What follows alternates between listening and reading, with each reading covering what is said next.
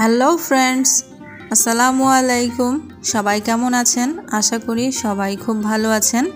আমিও আলহামদুলিল্লাহ আল্লাহর রহমতে ভালো আছি। আজ আপনাদের সামনে নিয়ে এসেছি ভীষণ মজার চিংড়ি শুটকি দিয়ে লাউয়ের দুর্দান্ত একটি রেসিপি। তো চলুন দেখে নেওয়া যাক রেসিপিটা আমি কিভাবে করছি। তো এই যে এখানে আমি একটা মাঝারি সাইজের লম্বা লাউ নিয়ে নিয়েছি, আর এই লাউটাকে আমি ছিলিয়ে ধুয়ে পরিষ্কার করে নিয়েছি। এবার আমি এই লাউটাকে কাটবো। আর এই লাউটা কিন্তু রাজশাহী থেকে নিয়ে এসেছি, আর খুবই তরতাজা জ্বালা একটি লাউ।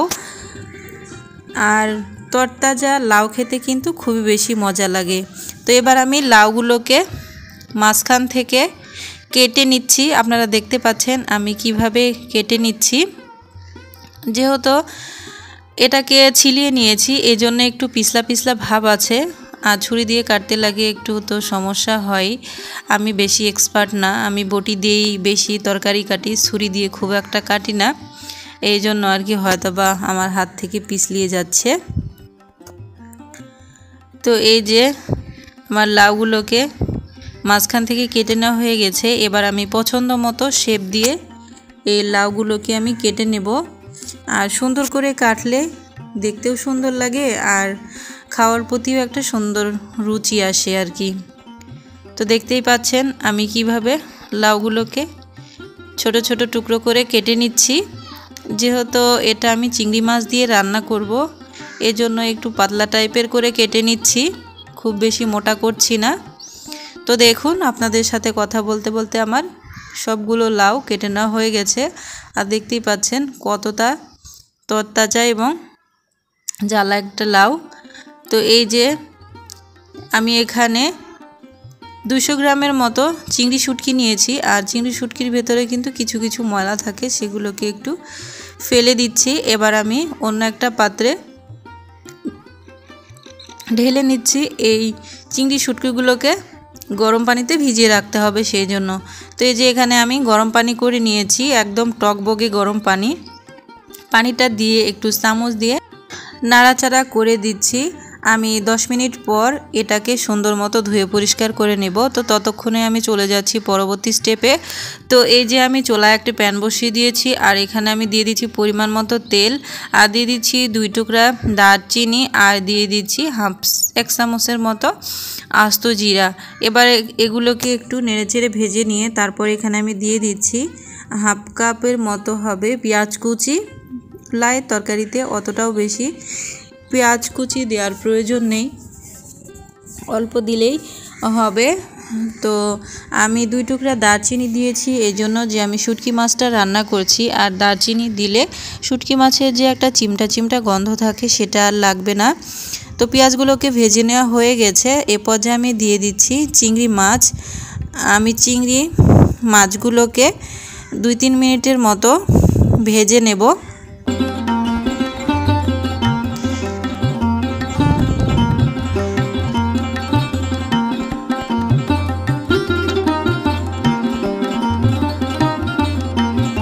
তো দেখতে পাচ্ছেন আমি কিভাবে ভেজে নিচ্ছি। তো ভেজে নিতে নিতে সামান্য একটু দিয়ে দিলাম লবণ, আর দিয়ে দিচ্ছি 1/2 চামচ হলুদ গুঁড়ো। এই হলুদ গুঁড়ো এবং লবণ দিয়ে আবারও কিছুক্ষণ নেড়ে চেড়ে ভেজে নেব।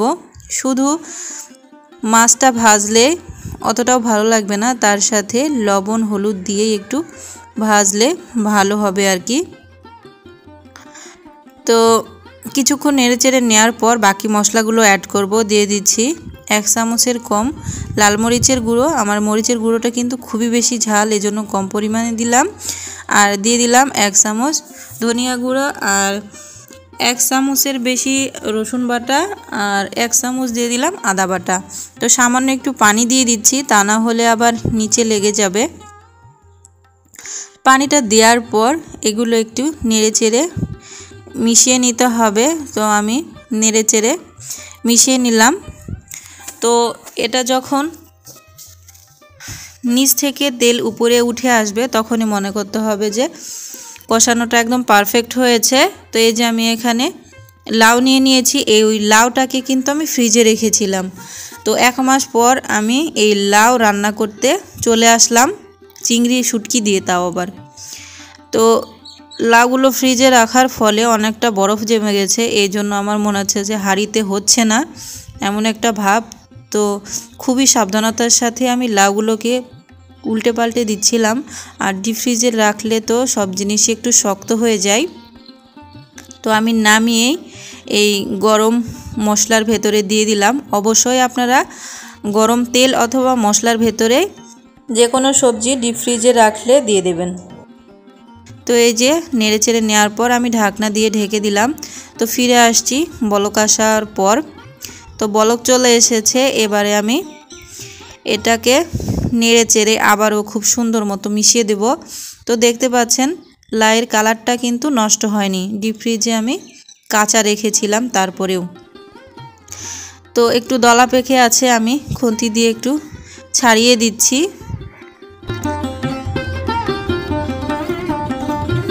যেহেতু ডিপ ফ্রিজে রাখা আছে এই জন্য একটু সময় নিয়েই কষাতে হবে।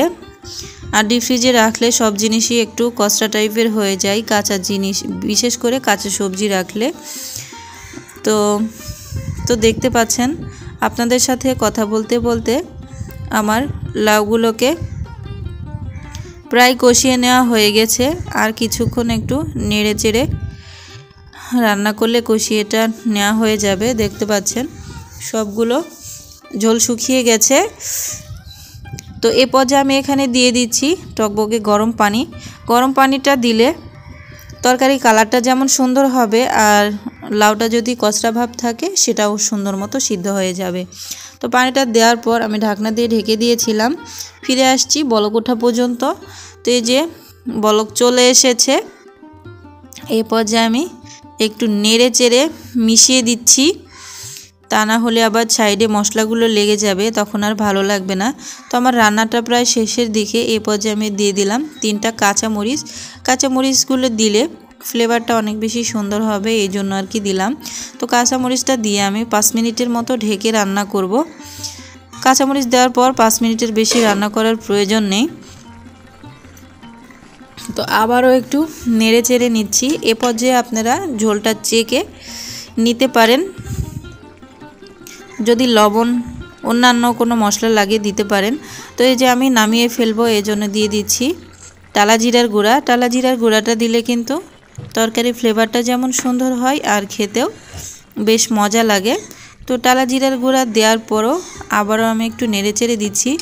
আপনারা চাইলে এই পর্যায়ে পেঁয়াজ বেরেস্তাটাও একটু বেটে দিতে পারেন, তাহলে কিন্তু স্বাদটা আরও অনেক বেশি হবে।